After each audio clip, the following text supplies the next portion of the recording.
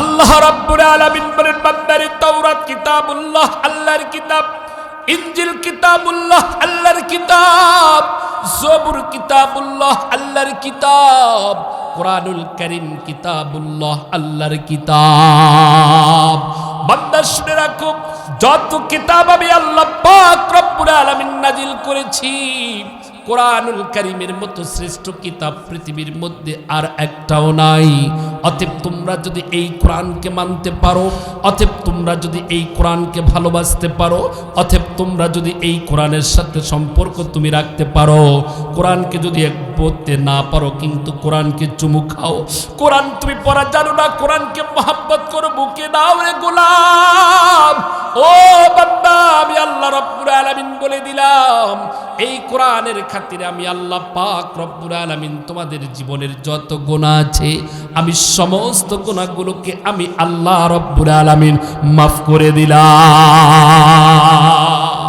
কিন্তু বান্দা আমার বুঝে আসে না, পৃথিবীর মধ্যে সবচাইতে শ্রেষ্ঠ একটি কিতাব কোরআন, কিন্তু এই কোরআনের জ্ঞান শিক্ষা না করে মুসলিম জাতি, মুসলমান জাতি কি করে তার সন্তানটাকে জাগতিক শিক্ষার জন্য এত পাগল হয়ে যায়?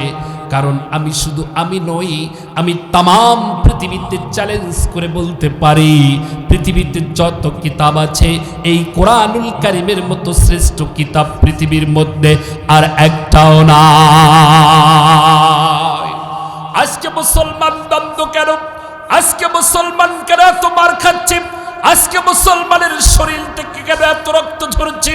ও পর্দার আড়ালের মা গো, ও মা, মাইকের আওয়াজ যত দূর যায়, তোমরা যারা মায়েরা আছো, আমি আপনাদেরকে একটা গুরুত্বপূর্ণ একটা মেসেজ আমি দিয়ে যাব। মা, গভীর মনোযোগ দিয়ে একটু কথাগুলো বুঝবেন।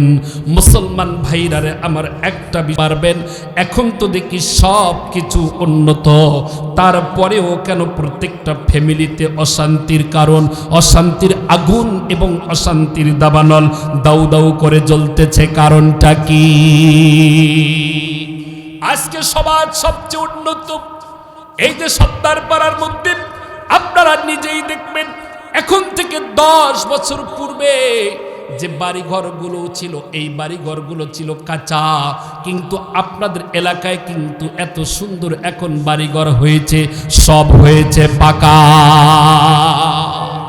সব কিছু আজকে সমাজে উন্নত মুসলমান, কিন্তু মুসলমানদের উন্নত কেমন করে নাই? মুসলমান কেন অশান্তির আগুন দাবানল দাউ দাউ করে জ্বলতেছে? একটা মিসাল দিলেই বুঝতে পারবেন। ও মুসলমান, আগে কিন্তু বন্ধুরা আমার, মায়েরা যখন রান্না করতে কিন্তু খড়ি দিয়ে রান্না করত, চুলার মধ্যে জাল দিত, অথবা জাবিরা অথবা অনেক কিছু দিয়ে মায়েরা আমার রান্না করত।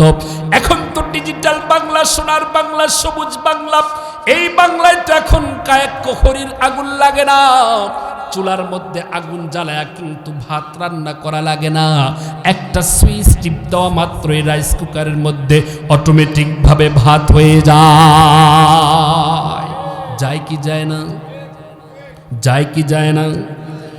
মুসলমান ভাইরা আমার গভীর মনোযোগ, আগে কিন্তু বন্ধুরা আমার, মায়েরা শিলপাটার মধ্যে আদা রসুন মরিচ পেঁয়াজ সুন্দর করে বাটতো, বাটতে বাটতে বাটতে হাতের মধ্যে কিন্তু এমন অবস্থায় ফোসা বা কড়া পড়ে যেত, হাতের মধ্যে কিন্তু ব্যথা পাইতো মা বোনেরা। কিন্তু এখন ডিজিটাল বাংলায়, সোনার বাংলায় কিন্তু আর শিলপাটা লাগে না, অটোমেটিক ভাবে সুইচটা টিপ দিলে কিন্তু ভ্যালেন্ডারে সবকিছু গুঁড়ো হয়ে যায়। আগের মা বোনরা দেখেছি আমরা অনেক দূর থেকে কুয়ার মধ্যে পানি উঠায় নিয়ে যাইতো, এখন কিন্তু আর কুয়াতে পানি উঠা লাগে না, অটোমেটিক ভাবে ঘরের মধ্যে সুইচ টিপ দিলে একরকম নলকূপের থেকে এরকম ট্যাপের মধ্যে পানি পাওয়া যায়। আগে তো বন্ধুরা আমার এত সুন্দর খাট পালন ছিল না, ওই সময় ছিল চকি। এখন কিন্তু সব কিছু উন্নত, প্রত্যেকটা ঘরে ঘরে দেখা যায় 50,000 40,000 টাকার দামের দামি দামি খাট কিন্তু পাওয়া যায়। আগে কিন্তু বন্ধুরা আমার দেখতাম, আগেরকার জামানায় দেখতাম ঘরে ঘরে বিদ্যুৎ ছিল না, কিন্তু বিদ্যুৎ না থাকার কারণে আগেরকার মানুষগুলো ধন্যার মধ্যে বাঁশ লাগাইতো। বাঁশ, এই বাঁশ লাগায়া রশি দিয়ে টেনে আর বাঁশের মধ্যে একটা খেতা দিত, খেতা। এই খেতা দিয়ে শুয়ে শুয়ে কিন্তু প্রচণ্ড গরমের মধ্যে বাতাস খাইতো। এখন কিন্তু আর সেই যুগ নাই। এখন বর্তমান ফ্যানের সুইচটা টিপ দিলে অবিরাম সুন্দর ঠান্ডা বাতাস পাওয়া যায়। ও সত্তর পাড়ার মুসলমান, এখন তো বাংলাদেশে সব কিছু উন্নত, কিন্তু তারপরেও কেন দাউ দাউ করে আগুন প্রত্যেকটা ফ্যামিলিতে জ্বলতেছে? আপনি দেখেন আপনার ফ্যামিলির মধ্যে কি অবস্থা। যার 3টা সন্তান আছে, ওই 3টা সন্তানের মধ্যে দেখা যায় একটা নেশাখোর। যার 4টা সন্তান আছে দেখা যায় 2টা নেশাখোর, একটা হিরোইন খোর। আজকে দেখা যায় সমাজের মধ্যে দেখা যায় যার 4-5টা সন্তান রয়েছে, একটা সন্তান তার বাবার কথায় আনুগত্য চলে না, মায়ের আনুগত্য চলে না, মা বাবার অবাধ্য সন্তান। আজকে তার একটাই কারণ হলো, আজকে মুসলমান আমরা এই অশান্তির কারণটা হলো, এই অশান্তির কারণ হলো বন্ধুরা আমার, আজকে আমরা মুসলমান সমাজের মধ্যে দাবি করি, কিন্তু কোরআনের সাথে আজকে মুসলমানদের সম্পর্ক না। কথা বলেন ঠিক কিনা? ও মুসলমান, লম্বা আলোচনা নয়। ও পর্দার আড়ালের মা, শুনে রাখো মা।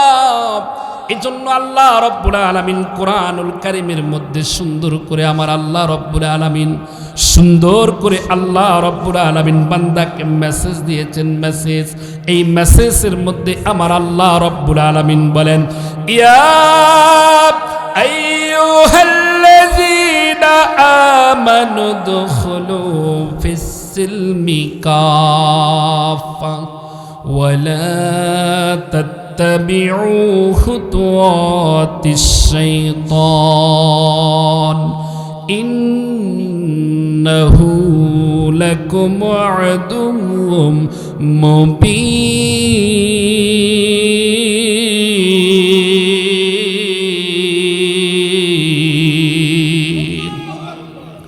আল্লাহ রাব্বুল আলামিন কোরআনুল কারীমের মধ্যে পারা নাম্বার 2 পৃষ্ঠা নাম্বার 9 সূরা বাকারা 208 নং আয়াতের মধ্যে আল্লাহ রাব্বুল আলামিন বান্দাকে সুন্দর করে মেসেজ দিয়েছেন। মেসেজ, এই মেসেজের মধ্যে আমার আল্লাহ রাব্বুল আলামিন বলেন, বান্দারে, ইয়া আইয়ুহাল্লাযীনা আমানু, ও আমার ইমানদার বান্দা বান্দি তোমরা শোনো।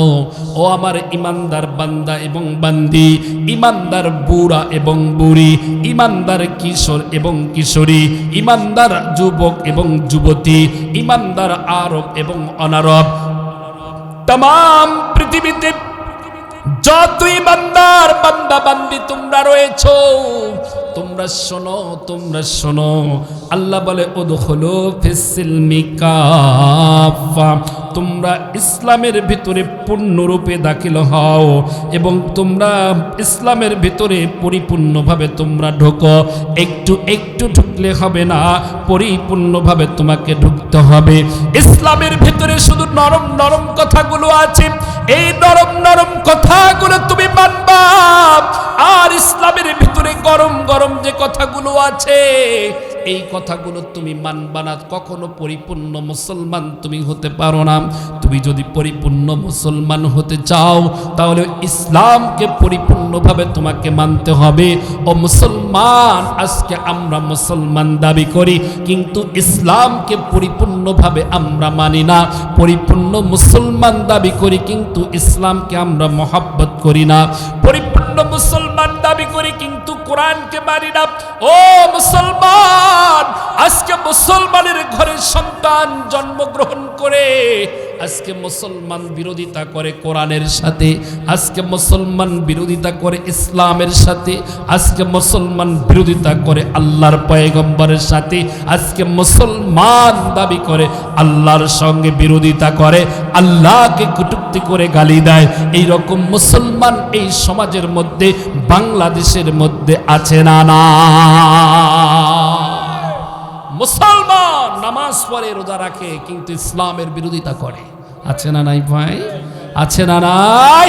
আপনারা দেখেছেন কয়েকদিন আগে বাংলাদেশের কুলাঙ্গার মানিকগঞ্জের নাস্তিক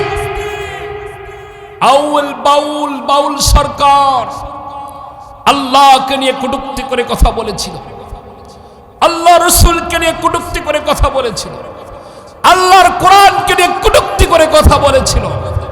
সে বলেছিল 30 পারা কোরআন নয়, 60 পারা কোরআন, 30 পারা জাহিরি, 30 পারা বাতিনি।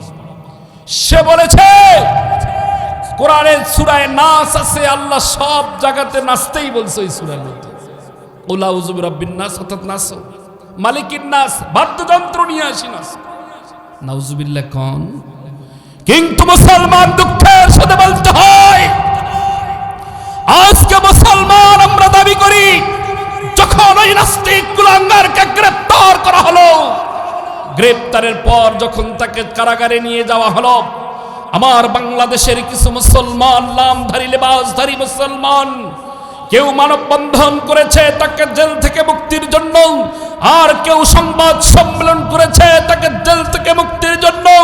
আমি বলতে চাই, তোমরা মুসলিম ঘরে জন্মগ্রহণ করে মুসলিম পরিবারের সন্তান হয়ে কি করে তোমরা আল্লাহকে কটূক্তিকারীকে তোমরা জেল থেকে মুক্তির জন্য মানববন্ধন করো? আমি পরিষ্কার করে বলে দিচ্ছি, আউল বাউল যে নাস্তিক, তোমরাও সেই নাস্তিক কুলাঙ্গার হয়েছে। কথা বলেন ঠিক কিনা? আজকে দাবি করি আমরা মুসলমান, কিন্তু মুসলমানিত্ব আজকে আমাদের অন্তরের ভেতরে নাই। কথা বলেন ঠিক কিনা? এজন্য মুসলমান, পরিপূর্ণ মুসলমান হতে হবে।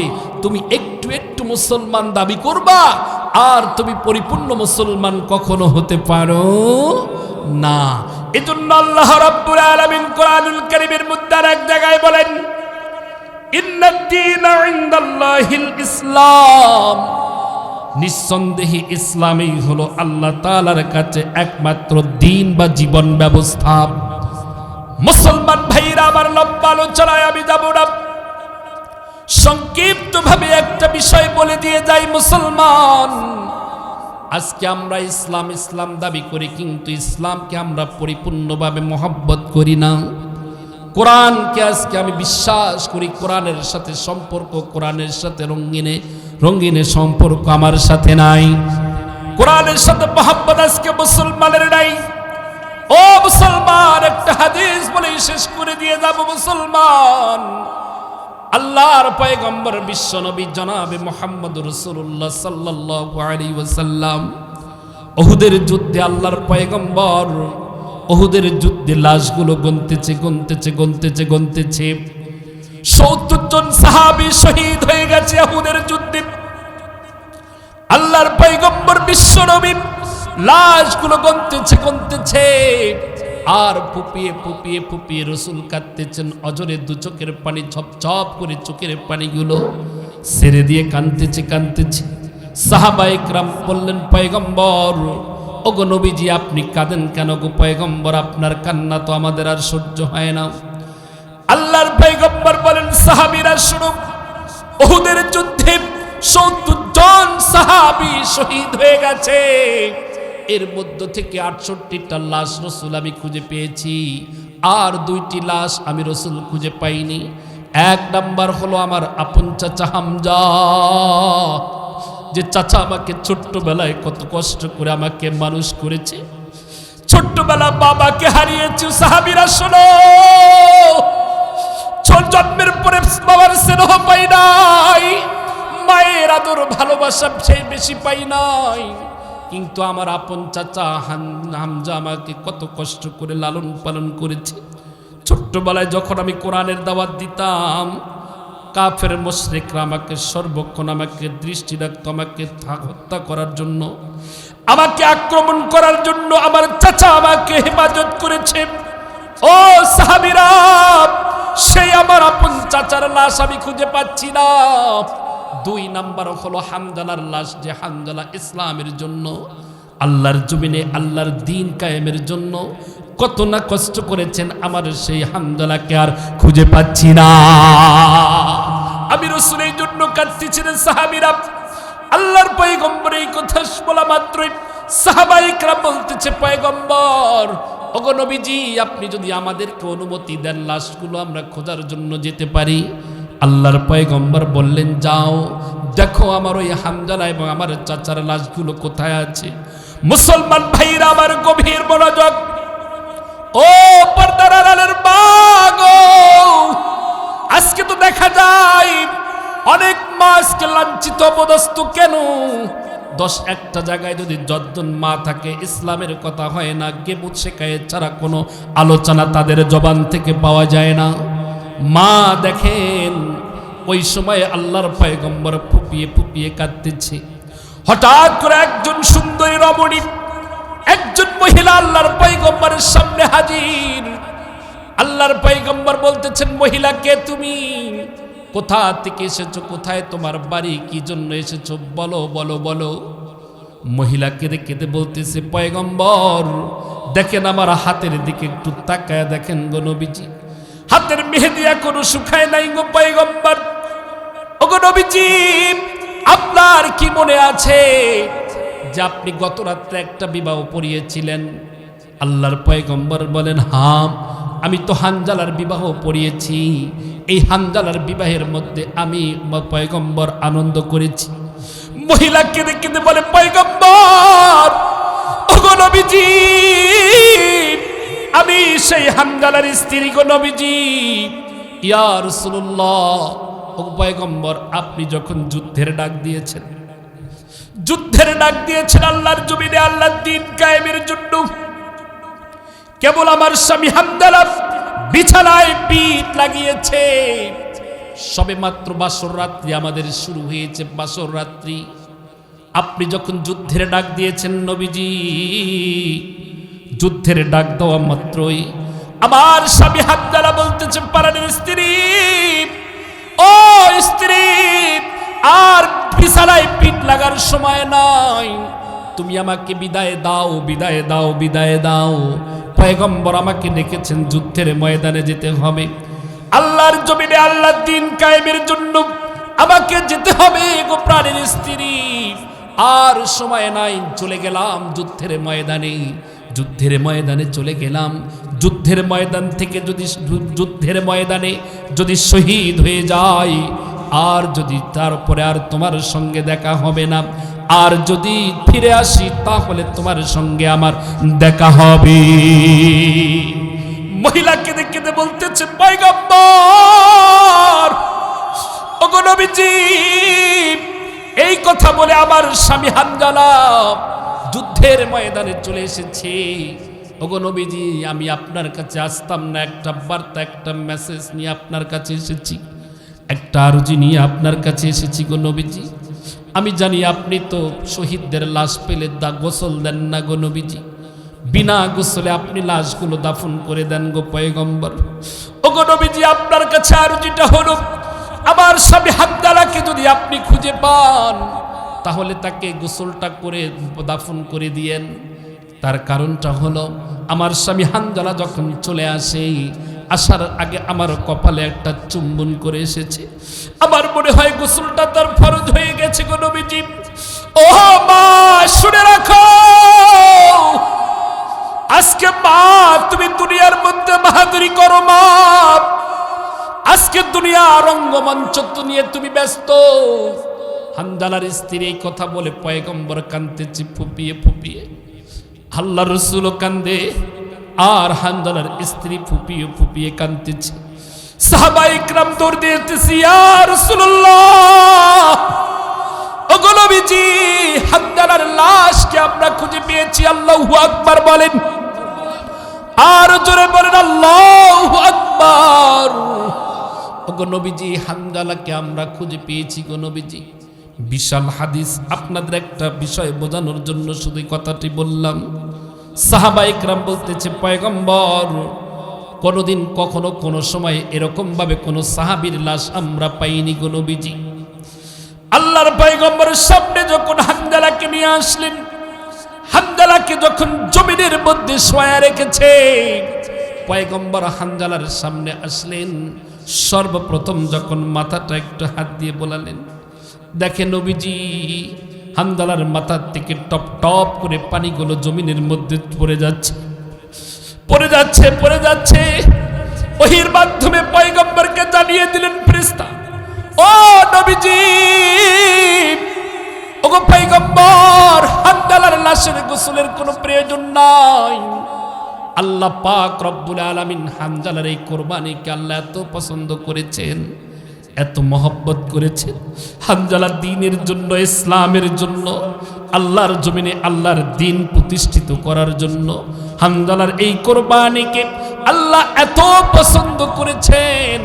আল্লাহ পাক রব্বুল আলামিন আমাদেরকে হুকুম করেছেন, অর্ডার করেছেন, ও ফেরেশতা যাও, আমার বান্দা হানজালাকে তোমরা প্রথম আসমানে নয়, দ্বিতীয় আসমানে নয়, তৃতীয় আসমানে নয়, আমার বান্দা হানজালার এই কুরবানি আমি এত পছন্দ করেছি, তোমরা চতুর্থ আসমানে উঠায় নিয়ে আবে জমজমের পানি দ্বারা হানজালাকে তোমরা গোসল তোমরা করিয়ে দাও।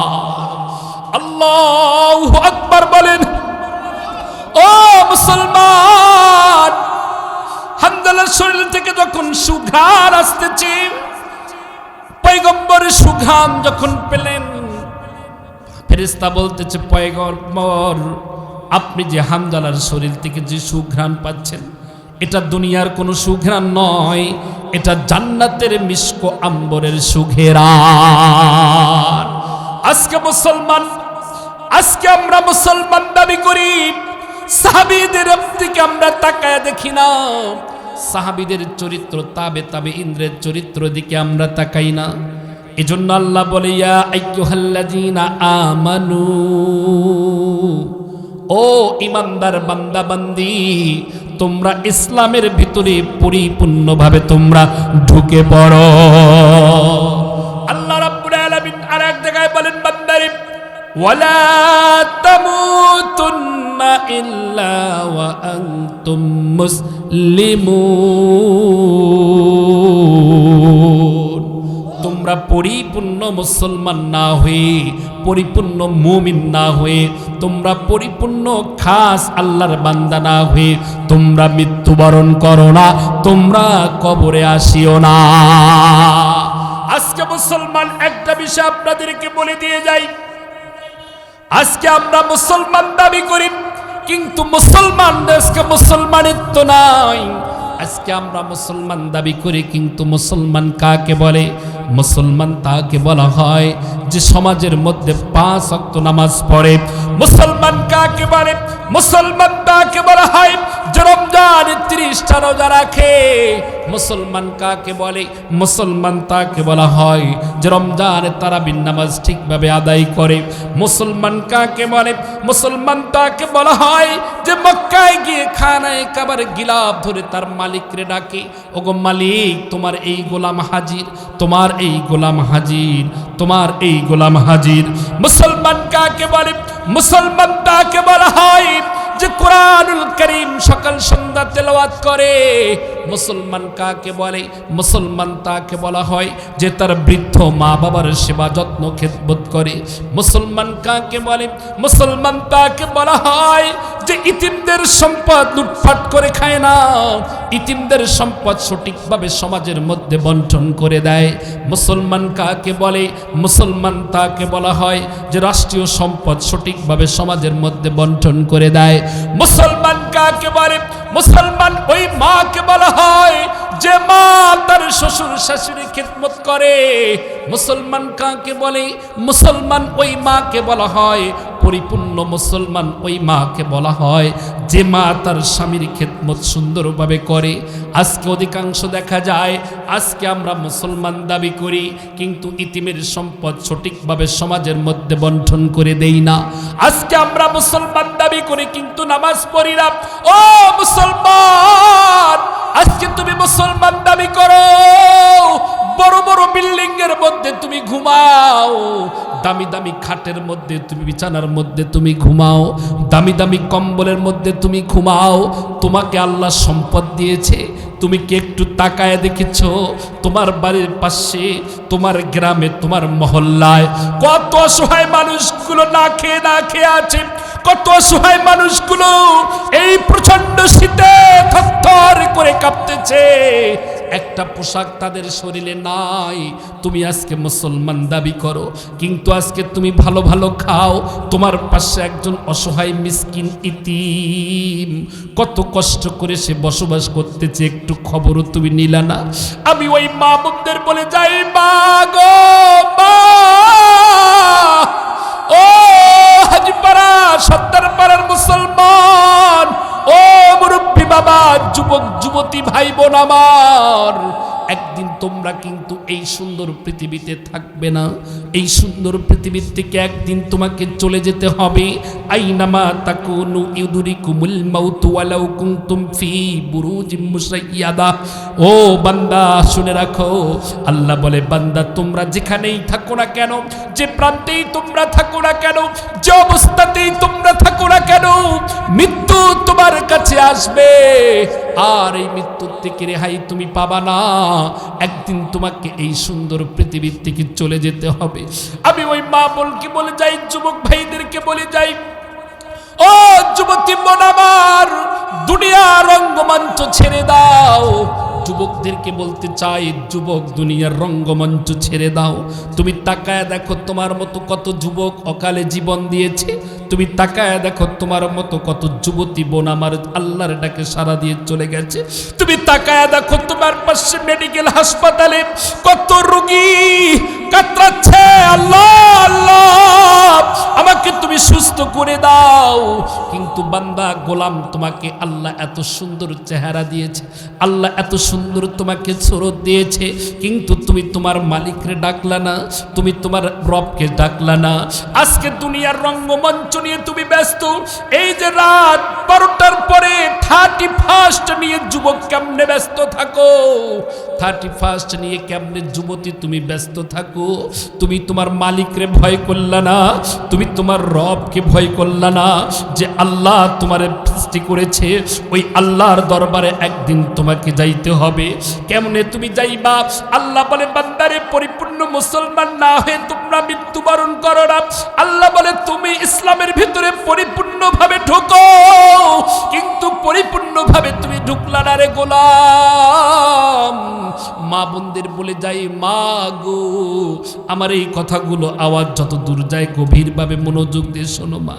ও মা, একদিন তুমি লাল শাড়ি পরে বধূ সেজে যে বাড়িতে আসছো মা, একদিন তোমাকে কাপড়ের কাফন পরায়া তোমাকে যখন লবণের বস্তার মতো প্যাকেট করায়া দিবে, মা গো তোমার হাত থেকে যখন চুড়িটা খুলে নিবে, তোমার গলার থেকে যখন গলার মালাটা খুলে নিবে, তোমার কান থেকে যখন কানের দুলটা খুলে নিবে, তোমার নাক থেকে যখন বিবাহের নাকটা খুলে নেবে, ও মা শুনে রাখো, এই যে আমাদের তিনবারের সফল প্রধানমন্ত্রী বেগম খালেদা জিয়া, আজকে তাকে কবরে শায়িত করা হয়েছে।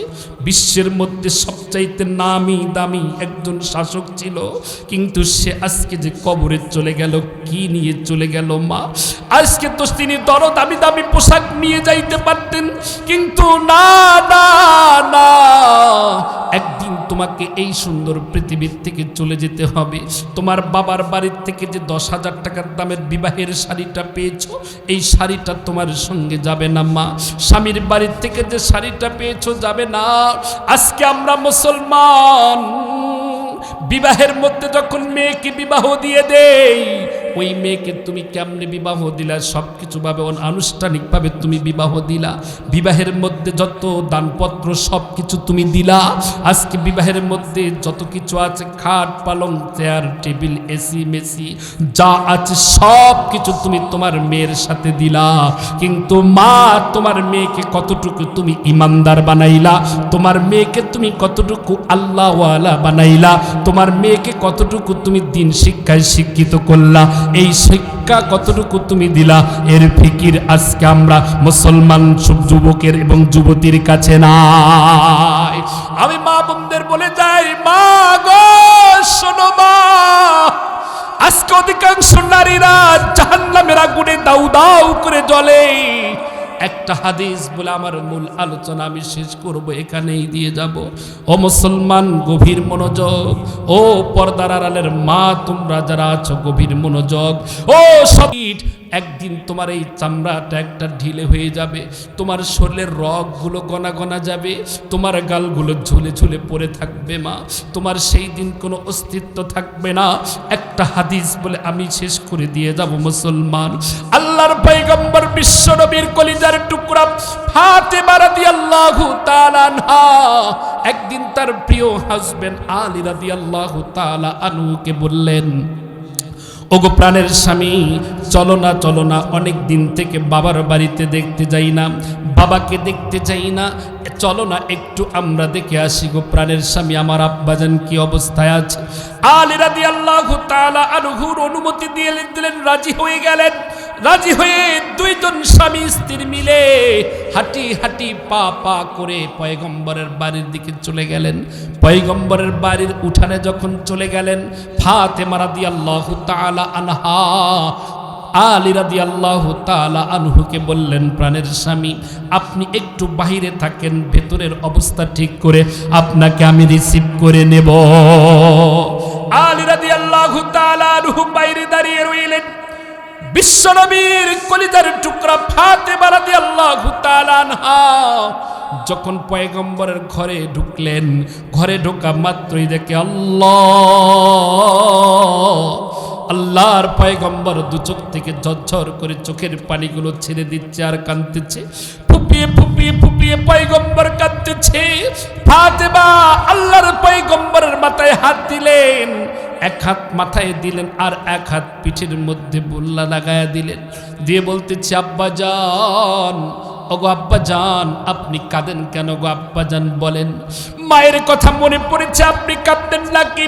যে মাকে আপনি জন্মের পরে কিছুদিন পরে হারিয়েছেন, বাবার কথা মনে পড়ে আপনি কাঁদেন নাকি? যে বাবাকে দেখেন নাই? আব্বাজান, না, আমার মায়ের কথা মনে পড়েছে, আপনি কাঁদেন নাকি? আল্লাহর পয়গম্বর অঝরে চোখ থেকে ঝপঝপ করে চোখের পানিগুলো ছেড়ে দিয়ে কাঁদতেছে, না রে মানা, না রে মানা, বাবার জন্য আমি কাঁদি না রে মা, মায়ের জন্য আমি কাঁদি না, আমি তোমার মায়ের জন্য কাঁদতেছি না, মারে আমি এই জন্য কাঁদতেছি রে মা। আল্লাহ রব্বুল আলামিন যখন আমাকে মেহমান করে আরশে আজিমে যখন দাওয়াত করে আমাকে নিয়ে গেলেন, আমি আরশ কুরসি লাউহে মাহফুজ যা কিছু আছে সব কিছু আমি ভ্রমণ করলাম, সফর করলাম। মারে সফর শেষে আমার আল্লাহ রব্বুল আলামিন আমাকে দুইটা প্রজেক্ট দেখিয়েছেন। প্রজেক্ট এক নাম্বার প্রজেক্টটা হলো আল্লাহর জান্নাত। এই জান্নাতের মধ্যে দেখলাম রে মা অনেক নাজ নিয়ামত। জান্নাতের মধ্যে জান্নাতি ব্যক্তিরা কত সুন্দর করে আছে, জান্নাতের মধ্যে নাজ নিয়ামতগুলো ভোগ করে আছে। আজকে মা বোন, তুমি চিকলির পারে যাও এত সৌন্দর্য দেখার জন্য, আজকে তুমি কত পার্কে যাও গো বোন, ও যুবক, আজকে তুমি রংপুরের চিকলির পারে এত সৌন্দর্য দেখতে চাও, কিন্তু এত সৌন্দর্য নয়, এর থেকে ডাবল ডাবল সৌন্দর্য আল্লাহ জান্নাতের মধ্যে রেখে দিয়েছে। আল্লাহর পয়গম্বর বলেন, মারে আমি যখন জান্নাত দেখলাম, জান্নাতের মধ্যে দেখলাম কত সুন্দর নাজ নিয়ামত। আর দুই নাম্বার প্রজেক্টটা যখন আমি দেখলাম রে মা, দুই নাম্বার প্রজেক্টটা হলো জাহান্নাম।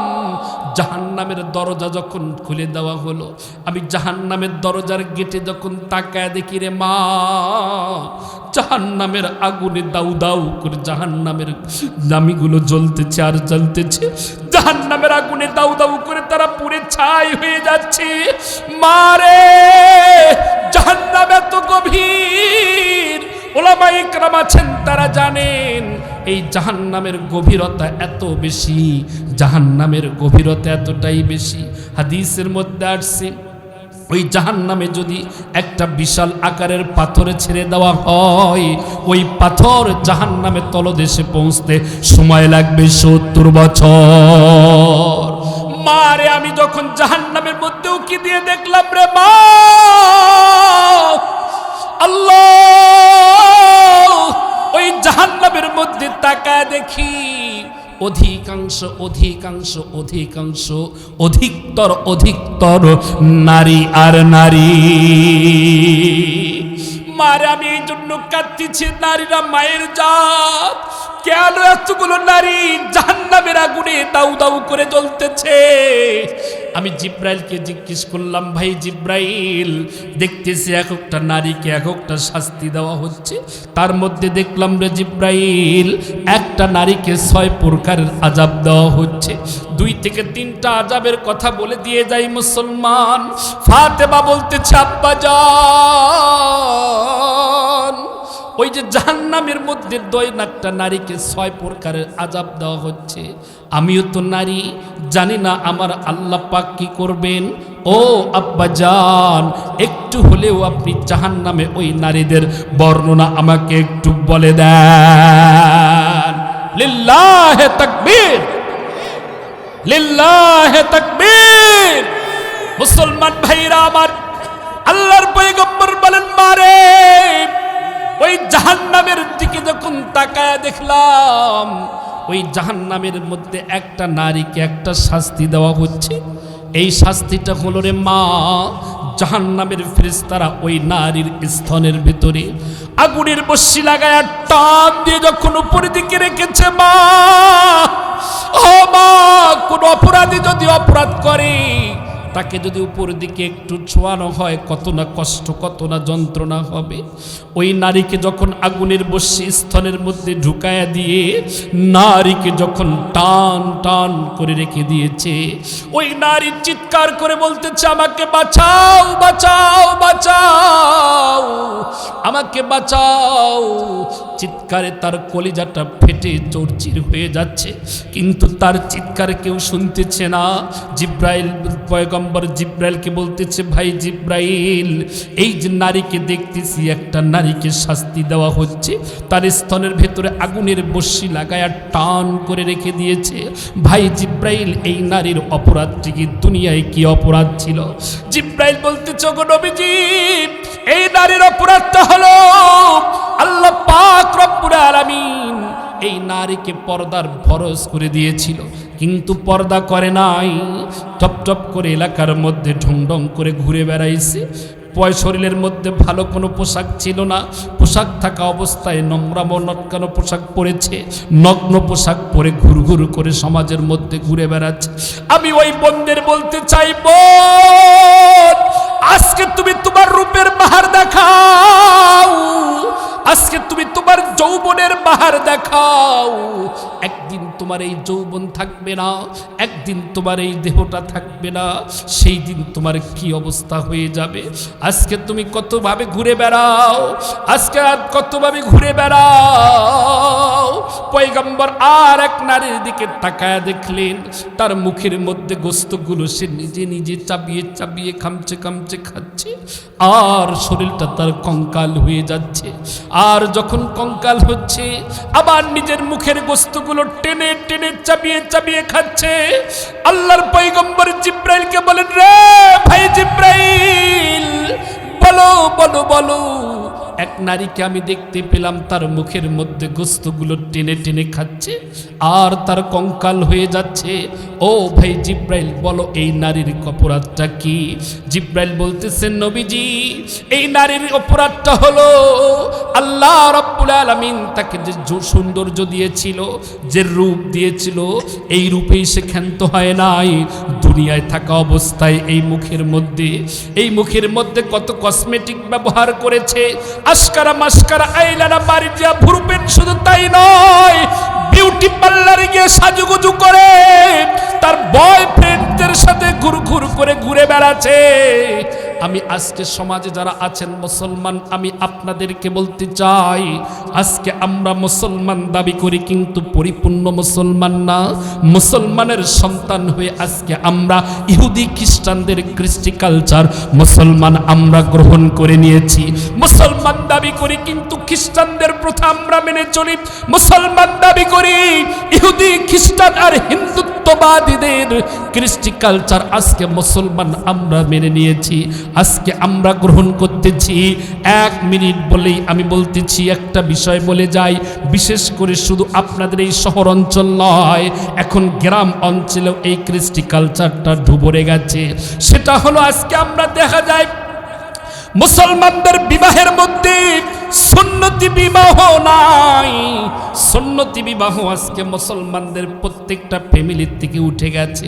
আজকে আমরা সমাজের মধ্যে খালি বলি, হুজুর আমার মেয়েটার জন্য দোয়া করেন, সংসারটা একটু খুব কষ্টে চলছে। হুজুর আমার মেয়ে সন্তানটার জন্য দোয়া করেন, যেখানে বিবাহ দিয়েছি সেখানে আমার ছেলেটা শান্তি পাচ্ছে না। শান্তি পাবে কিভাবে? তুমি যে তোমার ছেলে মেয়েকে বিবাহ দিচ্ছ, ইসলামের দৃষ্টিতে তোমার ছেলে মেয়ের আজকে বিবাহ তুমি দিচ্ছ না। হিন্দুত্ব এবং খ্রিস্টানদের কৃষ্টি কালচার গ্রহণ করতেছ। একটা মিসাল দিলেই বুঝতে পারবেন, এখনকার বর্তমান ডিজিটাল বাংলায়, সোনার বাংলায় ছেলে যখন মেয়ের বাড়িতে যায়, ছেলের বাড়ির থেকে 18 বছরের যুবতীদেরকে সেজে গুজে নর্তকীদের মতো পোশাক পরায়া তুমি তোমার মেয়ের বাড়িতে পাঠায়া দাও। মেয়ের বাড়ির থেকে যখন সে মেয়েরা আসে, নর্তকী সাজ সেজে আসে, আর বক্স ছাড়া সমাজে বিবাহ হয় না। আজকে মুসলমান বলে যায়, ও মুসলমানের সন্তান, তুমি তোমার মেয়েকে পর্দা করাচ্ছ না, তোমার মেয়েকে সমাজের মধ্যে ঘুর করে ঘুরে বেড়াচ্ছে, তোমার মেয়ে নর্তকী হয়ে সেজে সেজে যাচ্ছে।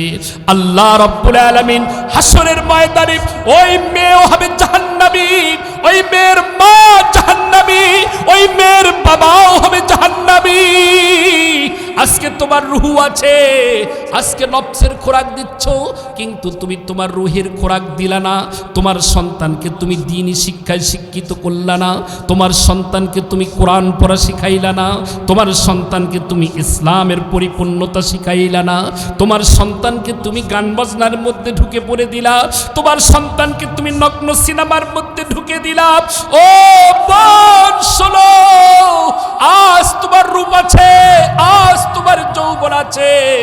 আমি ওই যুবক ভাইদেরকে বলে যাই, ওই যুবতী বোনদেরকে বলে যাই, ওই মুরব্বী বাবাদেরকে বলে যাই, ইহুদি খ্রিস্টানদের কৃষ্টি কালচার ছেড়ে দাও, মালিকের ডাকে তুমি একটু সাড়া দাও।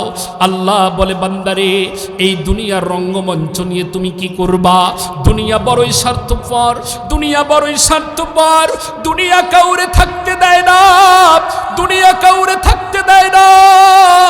টাকা দেখো, দুনিয়া কত ক্ষমতাশীলকে আল্লাহ মাটির নিচে ফালায়া রাখছে।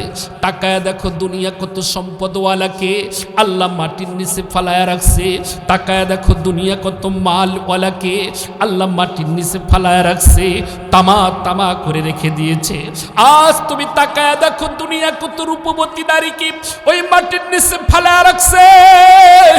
আজ তোমার সম্পদ নাই, আজ তোমার রূপ নাই, আজ তোমার যৌবন নাই, খালি হাতে দোস্ত তোমাকে কবরে যাইতে হবে। যে কবর সাপ বিচ্ছুর ঘর, যে কবর মকা পোকামাকড়ের ঘর, যে কবরে অন্ধকার, যে কবরে তোমারে শয়া রাখবে রে গোলাম।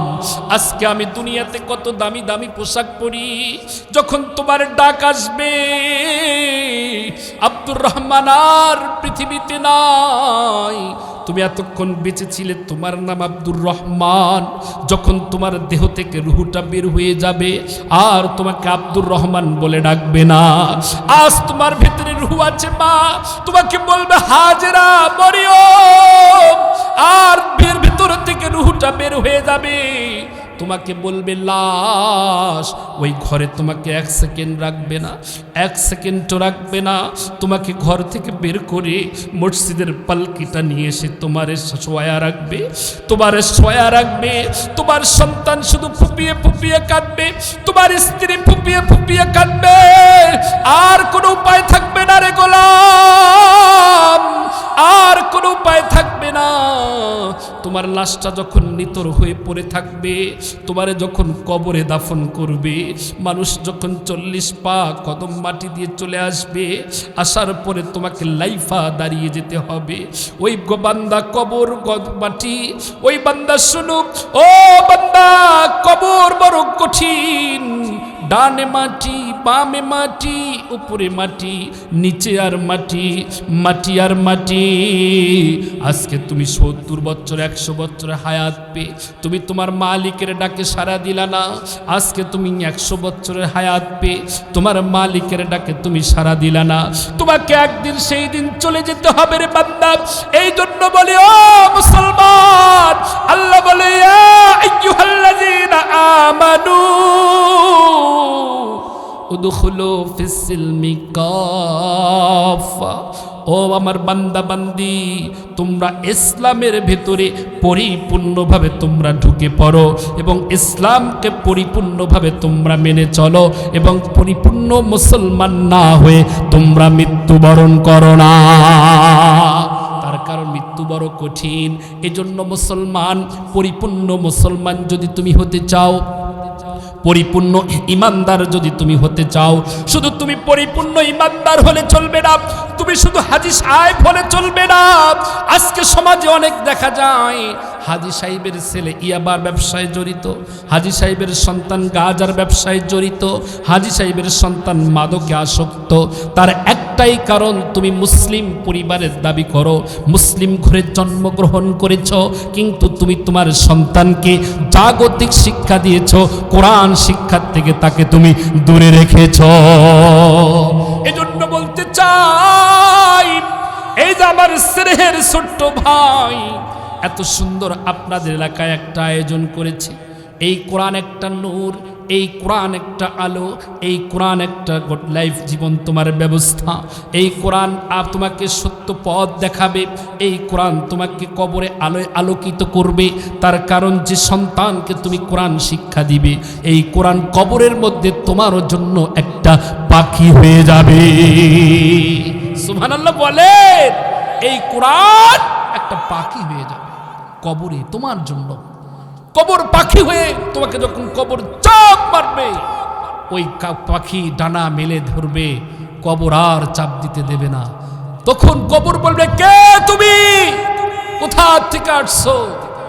আর জবাব দেবে না, বলবে তুমি তোমার মালিকরে জিগাও আমি কে। কবর বলবে, আল্লাহ ইনি কে? কোনো প্রশ্নের উত্তর দিচ্ছে না, কোনো কথা বলতেছে না। আল্লাহ ইনি কে? আল্লাহ বলবে, কবর এটা কিছু নয়, এটা হলো আমার কোরআন। বলেন সুবহানাল্লাহ। কবর বলবে, আল্লাহ কেন এই কোরআন আল্লাহ পাখি হয়ে আসলো? আল্লাহ বলবে, রে কবর, এই কোরআন পাখি হয়ে আসার কারণটা হলো এই আমার বান্দা, আমার গোলাম দুনিয়া থাকা অবস্থায় কোরআনকে মহব্বত করেছে, কোরআনকে ভালোবেসেছে। আল্লাহর পয়গম্বর হাদিসের মধ্যে আসছে, খায়রুকুম মান তাআল্লামাল কুরআন ওয়া আল্লামা। তোমাদের মধ্যে সর্বোত্তম ওই ব্যক্তি যে দ্বীন ইলম শিক্ষা করে, যে কোরআন শিক্ষা করে এবং অপরকে শিক্ষা দেয়। সর্বোত্তম ওই ব্যক্তি যে কোরআন শিক্ষা করে অপরকে শিক্ষা দেয়। এজন্য মুসলমান, আমি আপনাদেরকে বলতে চাই, ওই কবর বলবে রে, আল্লাহ বলবে, কবর আর আমার এই বান্দারে চাপ দিস না, দিস না। আমি জানি আমার এই বান্দা কোরআনকে মহব্বত করেছে দুনিয়ায়, এই মহব্বতের কারণে আমি আল্লাহ এই বান্দার জীবনের গুনাহগুলো মাফ করে দিলাম। বলেন সুবহানাল্লাহ। এজন্য মুসলমান, আপনার সন্তানকে দ্বীনি শিক্ষায় শিক্ষিত করবেন। আপনার সন্তানকে যখন দ্বীনি শিক্ষায় শিক্ষিত করবেন, এই সন্তান বড় হয়ে কখনো ইয়াবাখোর হতে পারে না, কখনো গাঁজাখোর হতে পারবে না, কখনো ফেন্সিডিলখোর হতে পারে না। এই সন্তান বড় হয়ে মা বাবার সাথে কখনো খারাপ আচরণ করতে পারবে না। এর জন্য দোস্ত বুজুর্গ, এই যে আপনাদের এলাকায় মহল্লায় আমার স্নেহের ছোট ভাই আব্দুল্লাহ যে একটা সুন্দর একটি দ্বীনি প্রতিষ্ঠান করেছে, মূল ভিত্তি এই যে আপনি একটা বাড়ি করেছেন, 5 তলা বাড়ি করবেন। এই 5 তলা বাড়ির ভিত্তিটা যদি আপনার নরমাল হয়, বাড়িটা কিন্তু দেখবেন কাঁপাকাঁপি করে এরকম ভূমিকম্পে ধসে পড়ে যাবে। যাবে কি যাবে না? অবশ্যই যাবে। এই জন্য আমরা করি কি, নিচের যে ভিত্তিটা আমরা দেই, এই ভিত্তিটা শক্তিশালী ভিত্তি আমরা দিয়ে দেই, কারণ এই ভিত্তিটাই হলো আসল ভিত্তি। তো দোস্ত বুজুর্গ, এই যে আপনাদের এলাকায় যে ছোট্ট ছোট্ট সন্তানদেরকে লেখাপড়া করানো হচ্ছে, আপনার সন্তানকে আপনি প্রফেসর বানান, আই হ্যাভ নো অবজেকশন।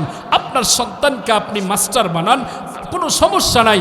আপনার সন্তানকে আপনি ইঞ্জিনিয়ার বানান, আপনার সন্তানকে আপনি ডাক্তার বানান, আপনার সন্তানকে আপনি প্রাইম মিনিস্টার বানান, কোনো সমস্যা নাই। কিন্তু সর্বপ্রথম যে ভিত্তিটা, এই ভিত্তিটাই হলো আপনার সন্তানকে দ্বীনি শিক্ষায় শিক্ষিত করে, তাকে কোরআন শিক্ষায় শিক্ষিত করে যখন আপনার সন্তান ডাক্তার হবে, এই ডাক্তার কখনো রোগীকে কখনো কসাইগিরি করবে না। এই সন্তান যখন আপনার বড় হয়ে প্রফেসর হবে, সে কখনো দুর্নীতিবাজ হবে না। এই সন্তান যখন বড় হয়ে একজন ইঞ্জিনিয়ার হবে, সে কখনো মানুষের উপরে জুলুম করবে না। এই সন্তান যখন বড় হয়ে যখন সমাজে চলবে, এই সন্তান কখনো চাঁদাবাজ, দুর্নীতিবাজ, মানুষ খুন হত্যা করতে পারবে না। তার কারণ তার ভেতরে আল্লাহর কোরআন আছে।